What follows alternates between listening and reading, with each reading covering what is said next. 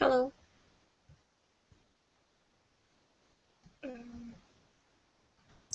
There we go. Mm-hmm. Hello. Right, hello. Yes, hello. You can hear me, yes? Sorry, my fault. Okay. Hi, can you hear us?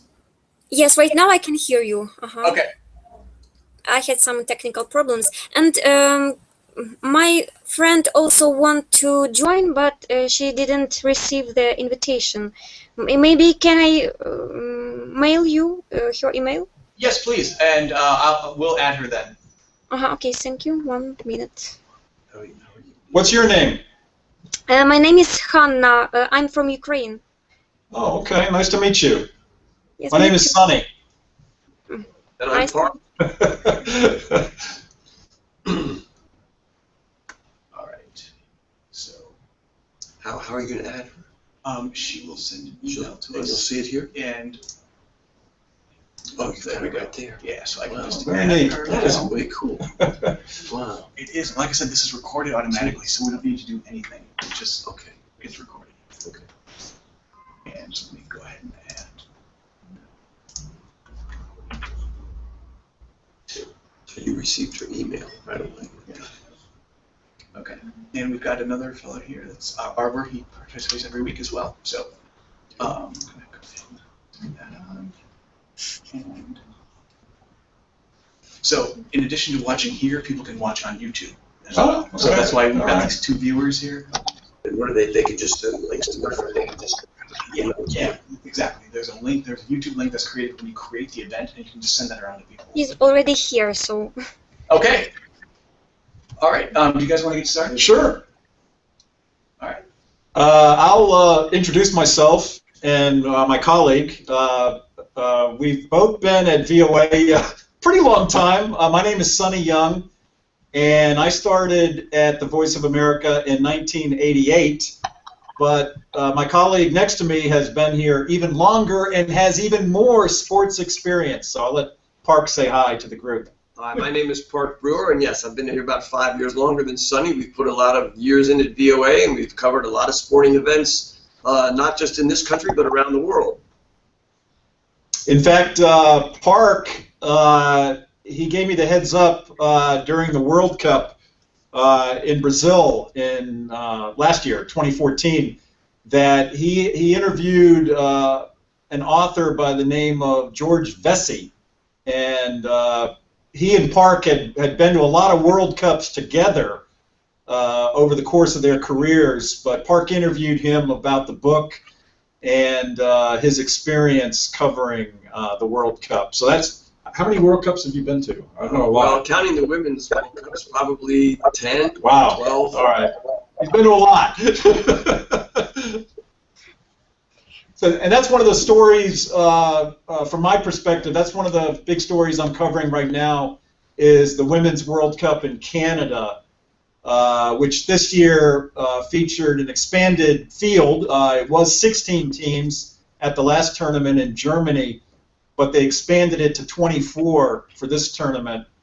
And one of the shows I do here at VOA, it's a radio show, but the name of the show is called Africa News Tonight. And so as a result, I tend to kind of put an African spin on the sports report. In terms of the Women's World Cup, I focus primarily on the African teams, as well as the American team. The American women are two-time world champions. But so the only African team to make it to the knockout stage was Cameroon. So that was actually one of the stories I reported on today, was Cameroon reaching the knockout stage for the first time in its maiden appearance at the Women's World Cup. Maybe start with some of the questions that were emailed in. Sure. Yeah. Okay, we're going to start with a couple of questions that were emailed in before we get to your all's questions. And so the first one comes from Linda Militina from Latvia, and she says, sports news is news that is mostly aimed at a limited audience, the people who on a daily basis, or at least periodically, are interested in what is happening in the world of sports. Do you as journalists try to create articles and or materials that could expand this audience. In other words, those could be human stories about athletes who have overcome some difficulties or had unusual life experiences and so on to attract to sports section of your broadcast. For example, ladies who usually ignore such news. Or you mostly rely on having a certain fixed audience group, and that's it. And I find that to be a very good question, and actually here at Voice of America in recent years we have really kind of leaned that way, especially in regular English, and maybe Sonny's shows in English to Africa as well. I guess you could say the philosophy has been in recent years, so many people can get the scores and the highlights and such information now so quickly from the internet or from television that really in recent years the object is really to tell the story behind the story. Try to find something interesting that went into the fact that this guy became a champion, why, or this person won a gold medal, why, or even a typical day-to-day game. What's interesting about some athlete who came into town to participate? So indeed, we've done a lot of that, I think, in recent years at Voice of America. Try to get a little bit behind the topic or the sport that happened on a particular day. Yeah, I mentioned the Women's World Cup earlier. The women's game, soccer or football, it's very much increasing in popularity, I think not just here in the United States, but all over the world. And just as an example, in the last match the American women played, it was against Nigeria, the reigning African champions. And there was a report, I think in the past day or two, that it attracted a television viewing audience of 5 million people here in the U.S., which is a record for a women's soccer match or football match. And that's an example of how I think more ladies or women are taking a very active interest in sports. So that's the kind of story that we might pay attention to. Why don't you take the second? Sure. And getting back to Parke's opening question, this person, Linda from Latvia, asked, do you try to create articles, materials that could expand this audience? Another story this week, the NBA Finals, National Basketball Association Finals. We have an intern in our Skype room right now, and as part of our coverage of the NBA Finals, he did a blog post on the only Nigerian player on the Golden State Warriors who won the NBA title, a player by the name of Festus Ezeli, who played his college basketball here in the United States, and then he turned professional, and he's now a reserve center for the Warriors, but he's from Nigeria originally. So he blogged about that, kind of a way to expand a story, a sidebar story, to a wider audience. That's another example. And social media, I think, has changed things dramatically here. People get things instantaneously as they happen, even if they're not at home watching the game. They can find out things driving in their car to stop. If they're at a stoplight, they might see a Twitter or something sent right away, and they can find out what's going on.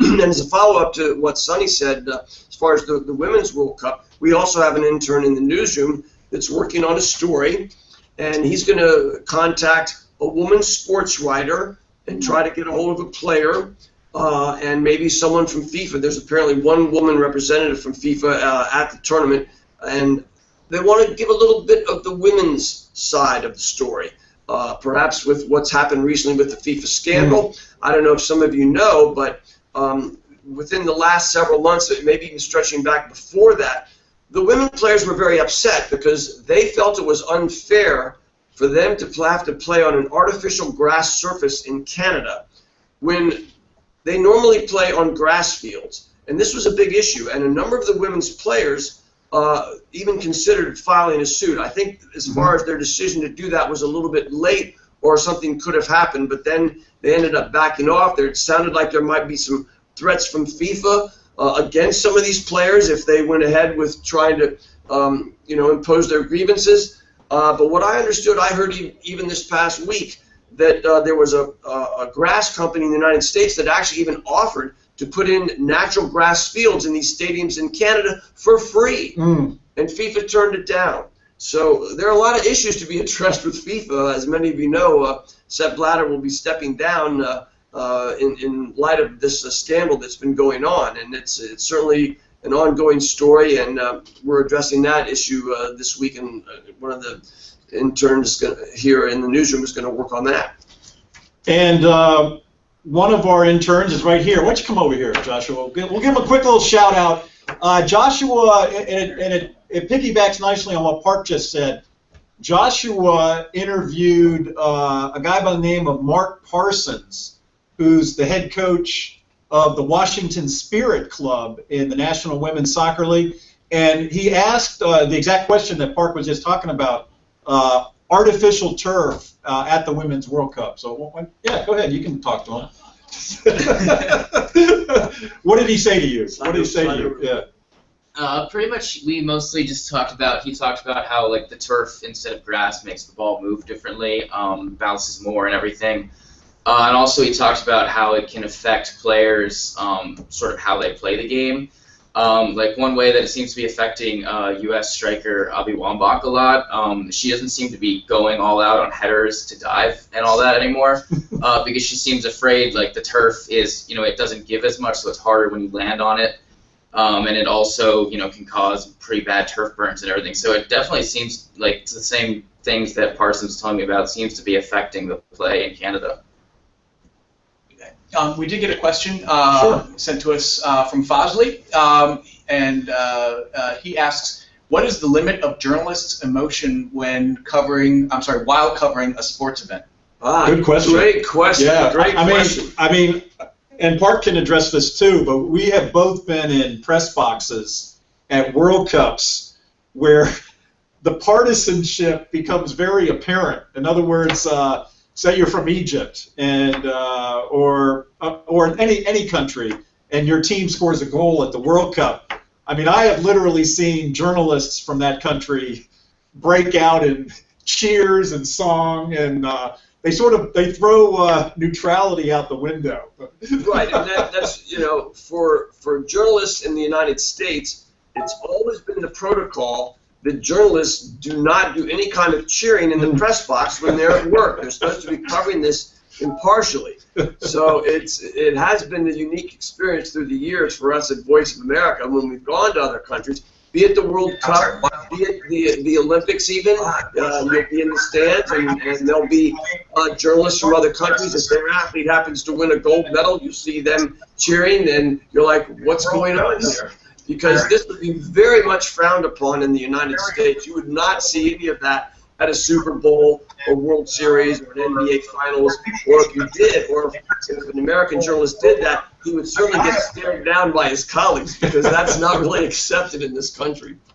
But on that same note, I think if you're from a particular country and you follow a team closely, like Parke has worked very closely over the years with the U.S. Soccer Federation, and he knows a lot of the officials from U.S. Soccer, and they can make things easier for you when it comes to, say, lining up an interview. And just from personal experience, my first World Cup, I was in France in '98, and I went out to cover a Nigerian training camp just on the outskirts of Paris. I was telling Joshua this story right before the chat, and they did not know me. They had never seen me before, and didn't know who I was.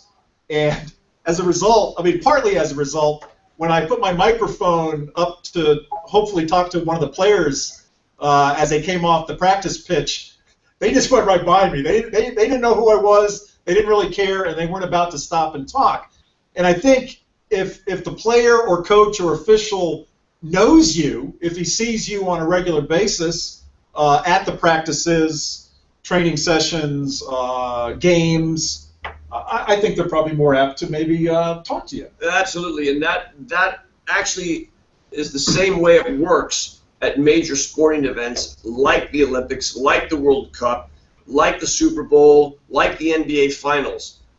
Reporters that regularly cover those kinds of events, when you're in a big news conference after a game, after an event where somebody's won a gold medal, you don't get a chance to interview these athletes one-on-one. The gold, the silver, and bronze medalists are at the podium, and there's a big group of reporters in the room, and in essence, it's like being in a school classroom. You must raise your hand to get chosen to ask a question.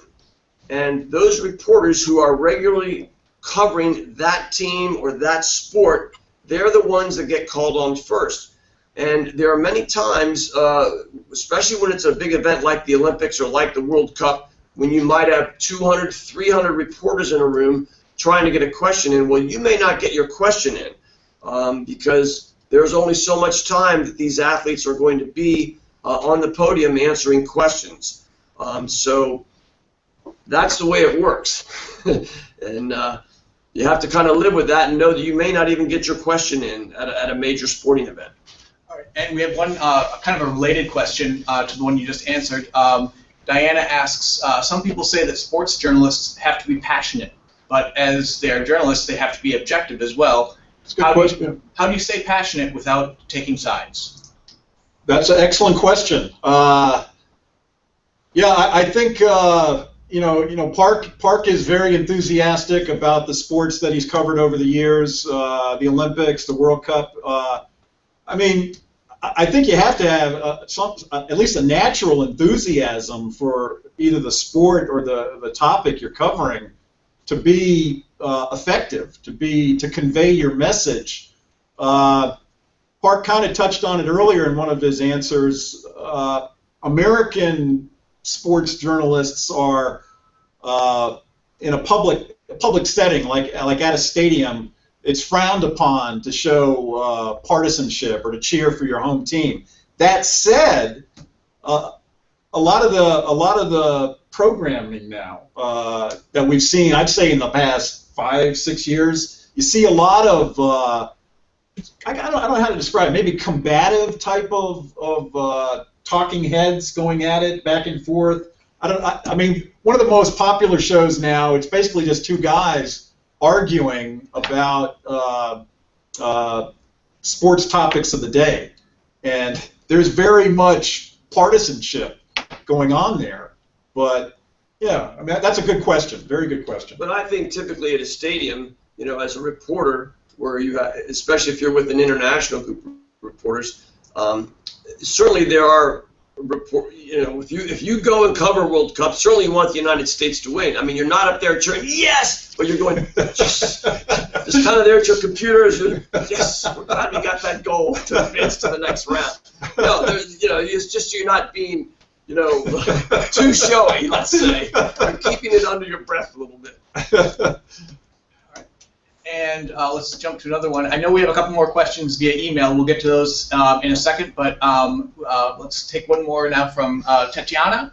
Do you think live covering sports events is more difficult than live covering political or any other events, and why is that so? Very good question. Personally, I have not done a lot of live play-by-play calling of a sporting event.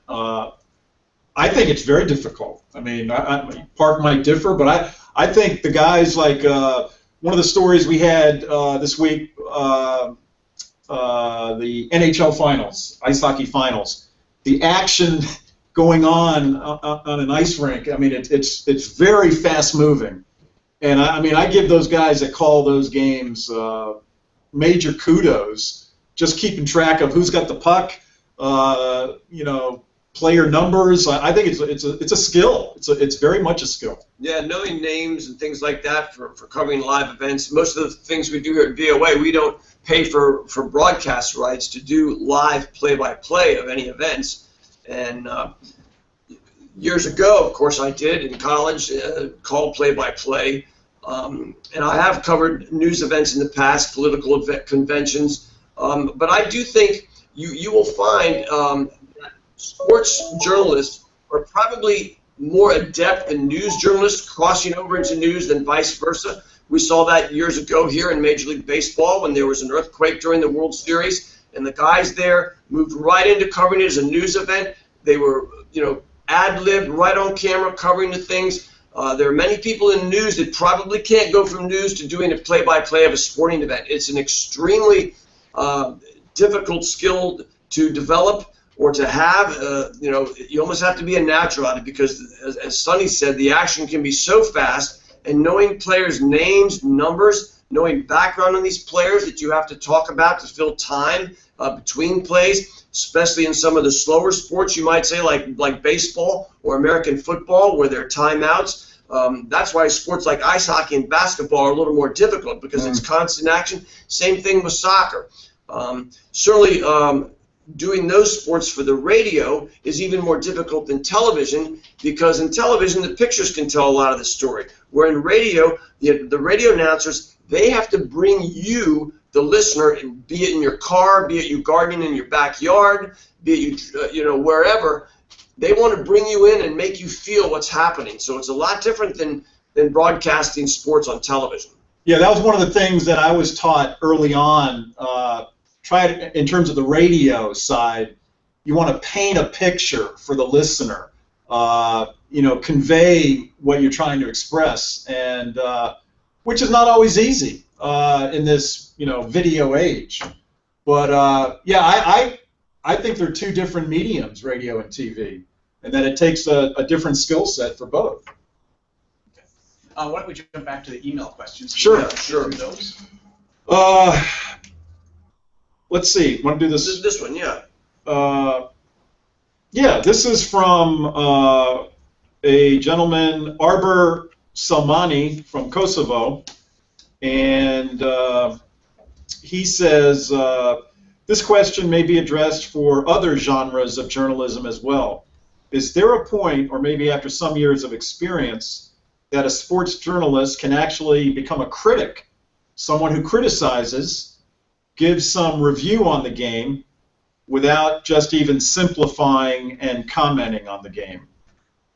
Well, as Sonny mentioned earlier, there are a lot of shows here in the United States that are strictly that kind of journalism, where the sports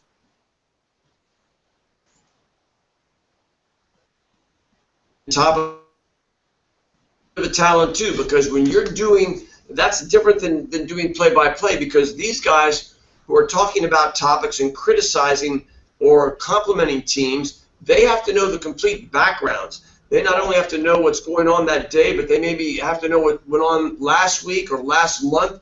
So they have a huge background knowledge to be able to critique or comment on particular sports, particular athletes, particular topics such as the FIFA scandal. You have to know a lot of background of that to be able to sound intelligent enough to bring that to the listener or the viewer. One of my recent assignments here at the Voice of America, I talk once a week with one of our affiliate stations in Nigeria. And the FIFA scandal that Parke mentioned, very much on the front burner for the station. And they wanted personal opinion in one of the Skype chats that we did. They wanted to know whether I thought Blatter should be gone from FIFA. And I prefaced my remarks by, because I could hear what they were saying in the studio before they brought me on, and they were talking about how much Blatter has done for Africa, that he brought the first World Cup to Africa in South Africa in 2010, that he's poured millions of dollars into development programs in Africa. So I kind of took that into consideration when they came to me, and again, it very much like right now, I was on a screen. And I said, I do realize the FIFA president has been a friend to Africa in terms of what he's done for the game. That said, from a timeline perspective, I said I thought he'd been in the position too long, that that FIFA was in need of fresh ideas and maybe a younger perspective. I mean, I think Blatter's almost 80 years old, and he's been there since 1998. I think he's been in charge of FIFA. So I looked at it from the perspective that I wanted to see someone younger in charge with maybe some newer, more original ideas, and that's how I expressed it on camera. So that was more personal opinion than covering the story from a neutral, perspective. I think Arbor had one more question. Okay, yes. We'll take another question from Arbor Salmani in Kosovo. He says, do you know examples when former athletes become good sports journalists? Yeah, good question. Here in the United States, especially on the commercial stations, you see a lot, I think it's fair, a lot of ex-athletes who provide commentary during sporting events. During sporting events, say like at halftime of a soccer match or ice hockey game or basketball game. One of and I emailed it to Parke before this chat. I think it's one of the better programs. I mean, I like it. It's on a cable station here in the United States, and the panel is made up of, I think, 3 ex-NBA players. Yeah, 3 ex-NBA players. It's basically a studio show, and they'll take breaks from the game or after the game, and they'll go to this studio setting, and these ex-athletes provide perspective on the games that we've just seen or about to see. And I enjoy it. I mean, it can be controversial. These were all, for the most part, star players in the NBA during their playing days. But in some ways, they give you a perspective that maybe you're not going to get from someone like myself or Parke or someone that hasn't played professionally. Well, it's very interesting because I think all of the major sports in the United States now, whether it be the national networks or the local stations that cover the teams, be it Major League Baseball, NBA, NFL, most all of them have at least one former athlete providing color commentary. Because in golf, we have the U.S. Open starting today. There's a guy named Andy North who's a commentator. He won twice in the U.S. Open, and he's one of the major golf commentators. Nearly all of the major sports have this, and it really does provide an inside look at the sport. They can talk about the thinking that goes in the athletes' minds when they're either playing a shot or preparing for a play. How they're chosen is interesting because a lot of times, especially in this day and age with the instantaneous Twitter feeds and commentary, a lot of these, at least at the network level, will try out former athletes that they think might make good commentators. And if they don't pan out, the networks hear it. They get a lot of criticism, and their contract is not renewed, and they try somebody else. So it's not a situation where all professional athletes, once they retire, make good television and or radio broadcasters. That's just not the case. Years ago, there was a famous broadcaster in the United States named Howard Cosell. Look him up or Google him to find out about him.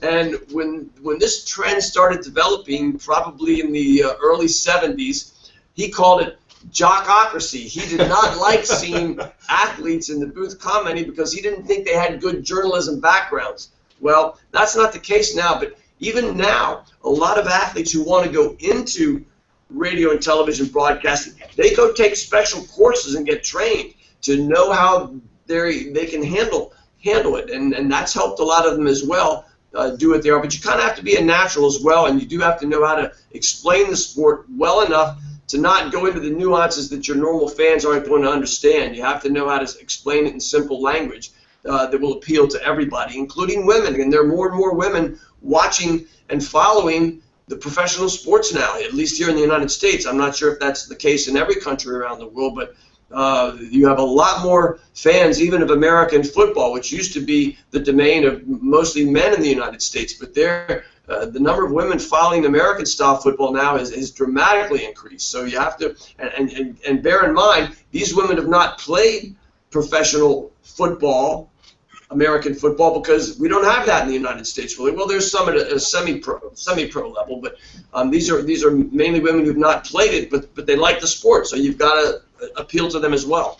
Yeah, one in terms of that unique athlete's perspective, I mentioned that studio show. Shaquille O'Neal is one of the commentators, and he's relatively new to the set, but he brings the perspective of a big man. He was one of the dominant centers in the NBA for many years, and he brought up a unique question in regard to the NBA Finals. He said he was so used to, when he played, how the game was played, in his words, from inside out. You know, you throw the ball into the center.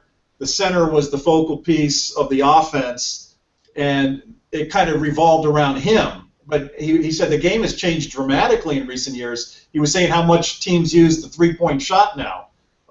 You know, Golden State had Stephen Curry, one of, if not the best three-point shooter, one of the best three-point shooters in the league. He was bringing up that perspective, which I thought was interesting from a guy that, you know, was close to the basket for most of his career, and now he sees how it's being played away from the basket, from more of a, you know, the small players, the guards, sort of controlling the action.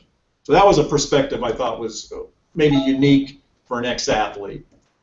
Okay, we've got a whole bunch of questions here, so I'm going to try to... A lot of them, but a lot not in the queue right now. All right. We'll get to them quickly. We'll try to keep the answers brief. All right, so Maria asks, in Ukraine there is a practice that journalists who cover football matches for the Kiev team travel together with the team using their private jet. Do you think that may lead to bias? That's a good question, and that does sometimes happen in this country where the reporters do travel on the team jets. I'm not so sure it leads to bias. I think, at least in this country, I think the readers, the viewers, would not let them get away with that. I mean, obviously they're going to have a little more inside information than others, but I think for the most part, if it's a day-to-day coverage of a team, they're going to paint the true picture. You know, I'm sure it does lend itself to getting the inside scoop a little more, and maybe people would think they might be a little more biased, but I'm not so sure that's the case. What do you think, Sonny? Yeah, I tend to agree with Parke. I know he's traveled a little more internationally than I have, but I look back to, I guess it was 5 years ago in South Africa. I traveled to one of the matches on the, I think it was sort of like a U.S. soccer caravan to one of the matches, and it was primarily American journalists on the bus. I don't remember players being on the bus. No, though. there were no players. There were no players. I experienced that well before at World Cups, where the U.S. will charter a bus to get journalists to a site because it's easier transportation-wise than trying to find other transportation along with the public. So yeah. But there were some U.S. soccer officials Right. on the bus, and in terms of contacts, sometimes they can be invaluable. Sometimes they can point you in the direction of a story or give you a heads up on a story that you otherwise would not get without being on that bus. Yeah, and you can also talk to the other journalists who are Yep. on that bus or on that plane, so you kind of, somebody can give you information that you hadn't had, and vice versa. They can give you some information that you didn't have to help you with your story. Okay. Here are two that are I think, a little bit related, so I'll read both of them. Are you just commenting on what is happening in the game or match? Do you need some preparation before it? How do you do that? And then, let's see, I think I had another one from Dragana that was similar. Do you specialize in covering certain sports? How do you prepare for a sports event that you have to cover if it's not a sport that you know much about? So. Very good question. Yeah. And that certainly is the case here at Voice of America, where through the years we've had to cover many, many sports to appeal to the wider audience around the world. For instance, cricket. I knew nothing about cricket before I came to Voice of America, so I had to study up on it. And likewise, other sports, especially before you go cover an Olympics. I mean, you typically haven't followed things like table tennis or badminton very closely, so absolutely, you have to brush up on the rules, brush up on who's going to be playing, maybe a little bit about their background. It's much easier today than it was back when, because now we have the access of the internet, and we can go to Google or some kind of a search engine and get information on these athletes in these sports. Prior to the internet, you had to rely on press releases or press books when you got to a particular event like the Olympics. So you would try to get as much as you could. You would go to find out what kind of media handbooks they had or information on those teams or those sports. It's made a lot. The internet has made covering sports a lot easier today than it used to be 20 or 25 years ago, 30 years ago. It was a lot more difficult then to get the background. But absolutely, you do need to brush up on things you're covering, so you know, and you really need to find the latest now before you go into covering them, because there may have been a story that broke right before you get there. A perfect example is this week when the New York Times did a story on the St. Louis Cardinals hacking into the Houston Astros database to find out personal information. Well, if you were going to be covering the game that night, you certainly would want to know that happened, and that was not broken by a newspaper or a website. It was broken by the New York Times. But if you were scouring the internet, you would see that story immediately. If you plugged in the St. Louis Cardinals or Houston Astros, you'd know immediately what was happening. And even if you were covering a game that was not in one of those cities, that would be something you might want to include in your story or your Twitter or your blog for that night, and get reaction from players after the game to get some commentary. Yeah, even just from a recent a show that Parke and I did, it was more kind of a video internet type show linked to the World Cup in Brazil, and they would kind of give us the topics prior to the show about what, and it was in terms of length, it was usually about 5 to 10 minutes. It was not a very long segment. But, you know, if they're going to say, well, we're going to talk about best goals at the World Cup, somebody might say, hey, Parke, you might want to check out that you might want to check out Messi's score against the USA or whatever team, and so Parke could bring it up on YouTube or whatever and check it out. And that's one quick way to do some research if you're going to be live talking about it and you haven't seen it. So yeah, as Parke said, the internet has been invaluable. And also just in terms of like social media feedback, you know what's trending or whatever in terms of sports topics. That's a valuable tool now to sort of gauge where people are, what they're thinking, where their passions are, what they're thinking about, arguing about. Okay. Let's see. We've got a question from Arbor. What should a media company do when a journalist uses sports journalism for his political narrative? Run that by me again. So, I think the question is using sports metaphors in political jargon, for example. Political reporting, for example. What's your opinion of that? I know they use it a lot here in the United States in terms of political races and things like that. They're always using sports terminology. I don't know. What do you get? I think it really does tell you how much even politicians find sport. They kind of know the heartbeat of what's going on in the country. You do know that. So again, I can't comment on how much that's done around the world, but you absolutely hear sports terminology in politicians and talks from people, definitely. I mean, I understand. I don't mind it at all. I know it's fun. I mean, I know there's one political figure in Ukraine who has been kind of a knockout figure in terms of politics there, and also in boxing, right? The big Klitschko. Yeah. But yeah, so I think sports sometimes it carries over very quickly into the political arena. Manny Pacquiao, here he is. He fights in the richest fight in boxing history, and the next thing you know, he's down in the Philippines campaigning for votes. So yeah, there's a connection. All right, and here's a related question to that. Should sportsmen take part in politics? I mean, if there is a war between two countries, how should they behave in competitions? Should journalists pay attention to that? Good question. Yeah, well, I think we do pay attention to that.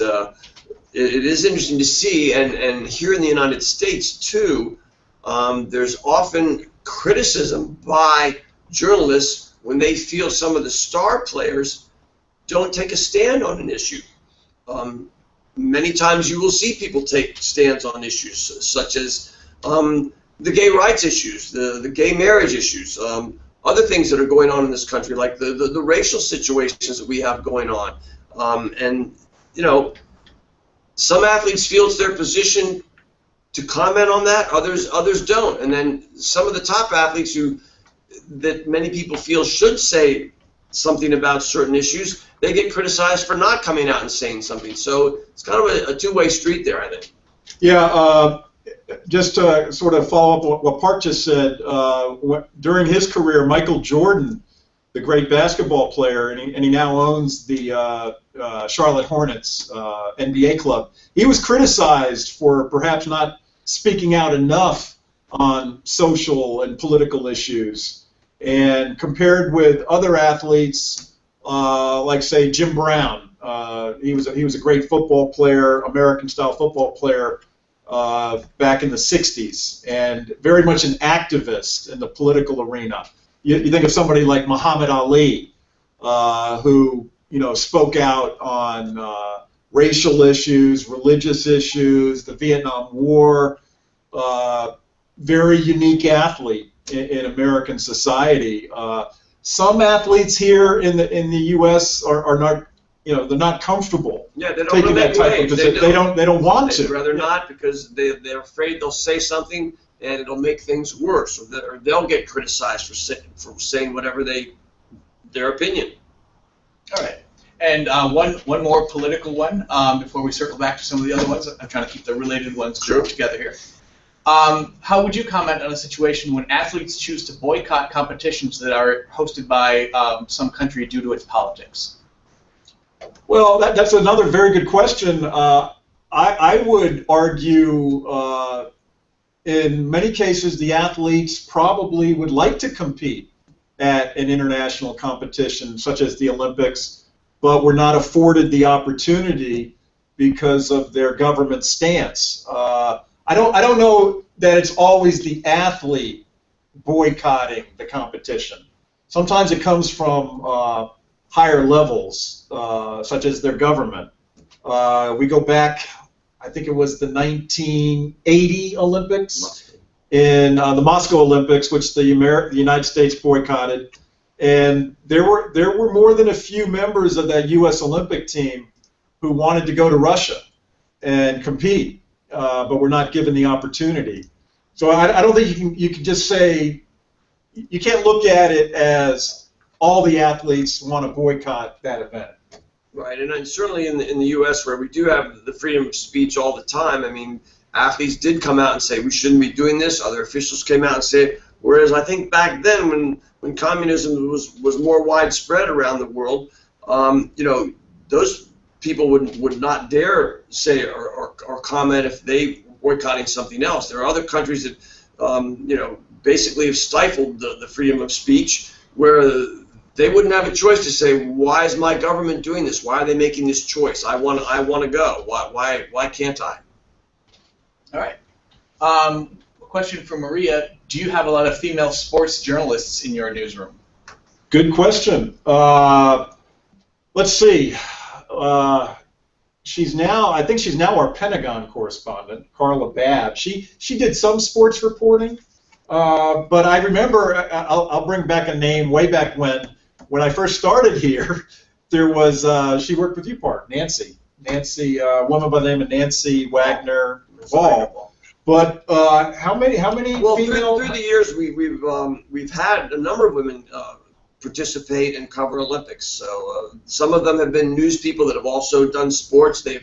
We've had some of them that have written the features on the athletes ahead of the Olympics, and they've had an opportunity to cover the Olympics. You have to understand, Voice of America, we broadcast in over 40 languages, and we have one woman in one of our services, Rukia Hyder. She's been the main sports reporter in the Vinyl service for years, and she is the sports person there. Yeah, she's she's almost a celebrity in South Asia because of her sports coverage. But as Parke correctly points out, it varies according to the language service.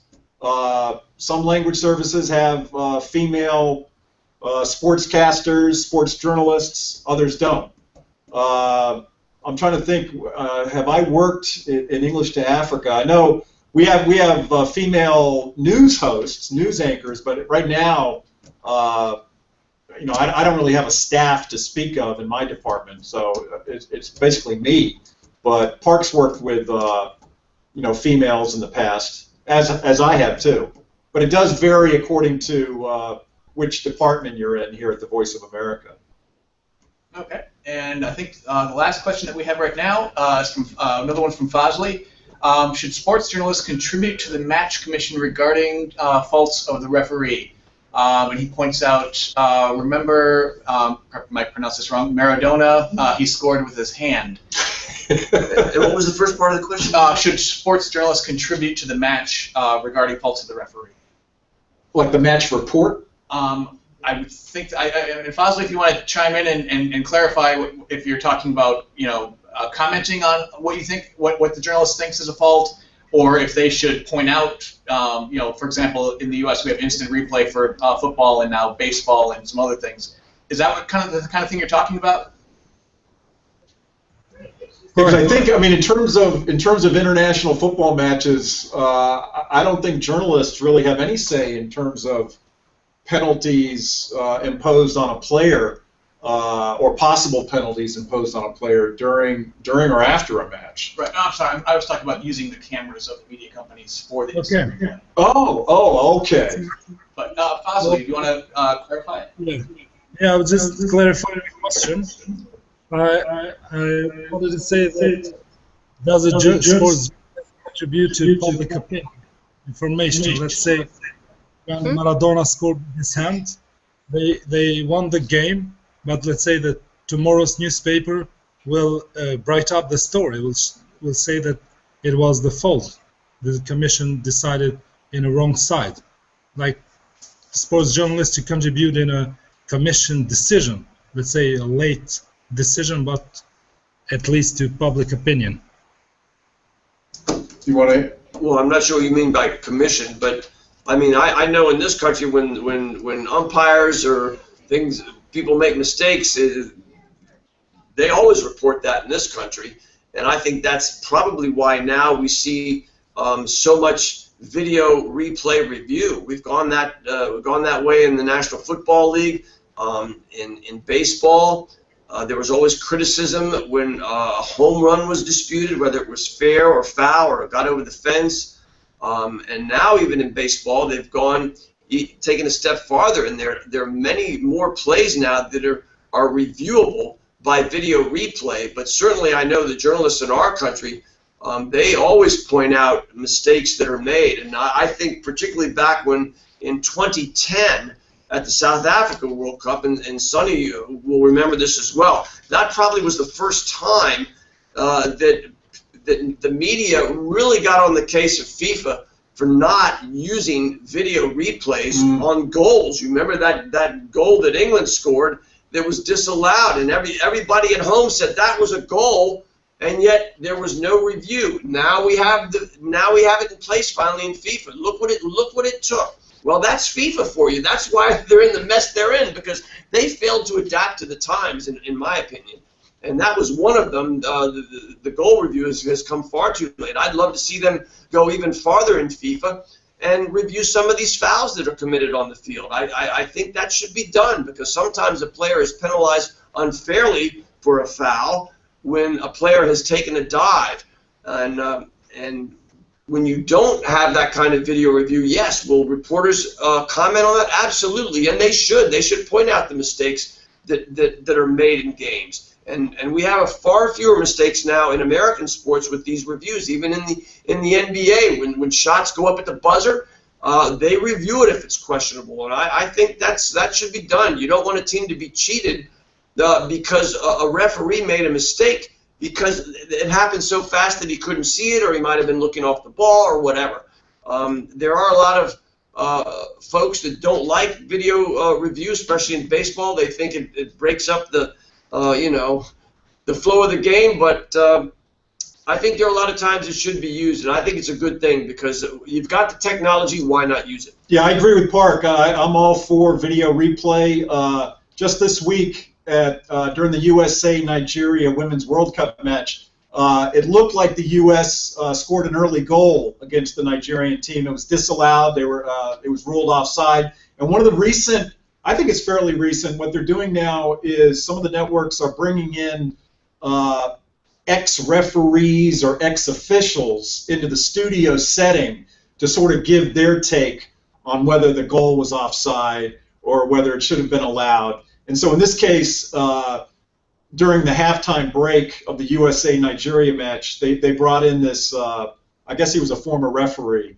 and they reviewed the play several times in slow motion, and he finally basically said, yeah, they made the right call. They made the right call in disallowing it. So, yeah, so that's where the media perspective comes in regards to controversial plays in a sporting event. And I certainly think the referees and officials are appreciative of the video replay. They don't like to make mistakes, and they don't like to be criticized the day after a game in the newspaper or instantaneously now when they make a mistake, and they know they've cost a team a game. And certainly remember back in baseball years ago in a game where an umpire totally blew a call at first base, and it cost his team the World Series, one of the teams the World Series perhaps. So I think it makes the referees and officials much more, well, I'm sure it gives them more comfort in reffing now to know that if they've made a mistake, it can be reviewed and be corrected. I'm sure they would say they're all for it. Okay, and we're pretty close to the end of our time, so we have one more question now from Maria. Do you cover a lot of disabled sports or parasports? Good question. I will say, just recently, one of the assignments I was given was for Special Olympics for intellectually disabled athletes. I have never been to a Paralympics, but we don't cover a lot here. Maybe Parke can give more perspective, but I know we've covered Special Olympics in the past. I was in London for the 2012 Olympics, and as part of that, I think the Paralympics began right after the full-fledged Olympics. But we do have coverage of disabled sports, but I wouldn't say it's a focus. I think we've kind of gone full circle on this now. We go back to the first question on how you cover sports, and really for the disabled sports, we cover it more like a feature. You're not going to go out and cover this guy won the gold, this guy won the silver, this guy won the bronze. We try to find the kinds of stories that would be interesting. I know ahead of the London Olympics, we did a few stories on the Paralympic athletes, and we were able to, go out, videotape them, show what they did. I did a story on the swimmers that had, only one arm or one leg, and in addition to that, I think when we've done a couple stories on some of the Haitian athletes, the disabled Haitian athletes that got injured during the earthquake. We did a story on the women's team. One of our women reporters was down there and did a team on them, and I did a story on them on the men's team when they came here and faced some of our wounded warriors in a match right here. So we cover that kind of more feature-oriented rather than the actual competitions against one another. We want to bring you the story of them rather than their competition. And on that Paralympic note, kind of a sadder aspect of it, that the Oscar Pistorius story has been huge. I think we've done very good coverage of that story. We have a bureau in South Africa, and we've had regular updates on his trial, his sentencing, his early parole. All that has been part of our coverage. That's it. So if you guys want to sign off, whatever. Okay, well, thank you. Yeah, thank you very much. Enjoyed it. Yeah, I enjoyed your questions. And good questions. We hope you got a little insight of what we do and how to cover sports. And good luck in your careers. If you decide to become a sports journalist, we can give you one piece of advice. At least I know in this country, you kind of have to be a jack of all trades now when covering sports. You got to, because of the web, you got to be social media conscious how to do it. You kind of have to know how to shoot video. You have to know how to do interviews. You have to write well. Become good in your language and know how to write. Very important. And I'll say I don't know, what was your major in college, Parke? I majored in speech, Yeah. communication. And I was an English major, and I had an English minor. And I can't emphasize enough what Parke said. I think good writing skills are essential in to be a good journalist, whether it's sports, news, politics, whatever. Good writing skills. Yeah. Thank you all for being with us today.